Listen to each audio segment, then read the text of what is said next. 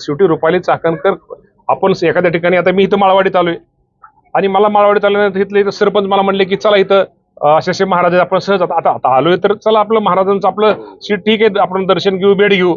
त्यात आता मला बाळासाहेब मला कोणाकडे नेलंय ते फक्त बाळासाहेब सरपंचालाच माहिती. आता ते महाराज चांगले आहेत का तुमच्या भाषेमध्ये बुहुंद आहेत आम्हाला काय माहिती. त्याबद्दल म्हणजे त्या बाबतीमध्ये रुपाली चाकणकरांचा काही दोष नाही. शेवटी माणूस आपला किती झाला तर हिंदू माणूस काढला की आपल्याला एक काही असलं तर एक थोडं आपण रस्त्याने ते काय स्वतःहून गेले कुठं कार्यक्रमाच्या निमित्तानं गेले असतील महाराजांचं दर्शन झालं असेल किंवा तिथं ते भेटले असतील किंवा त्यानंतर काय शेवटी आपण कोणाला तरी गुरु मानतो हे झालं असेल. त्यात रुपालीताई चाकणकरांचा कुठलाही दोष किंवा त्यात त्यांची कुठलीही चाकणकर ताईंची चूक नाहीये. त्यामुळे या बाबतीमध्ये असं आता समजा मला तुम्ही कुठे चला म्हणून मी येतो काही अडचण नाही. मग तुम्ही जर फोटो काढला त्यात फोटो काढला म्हणजे त्यात काय चूक आहे का माझी? काय नाही.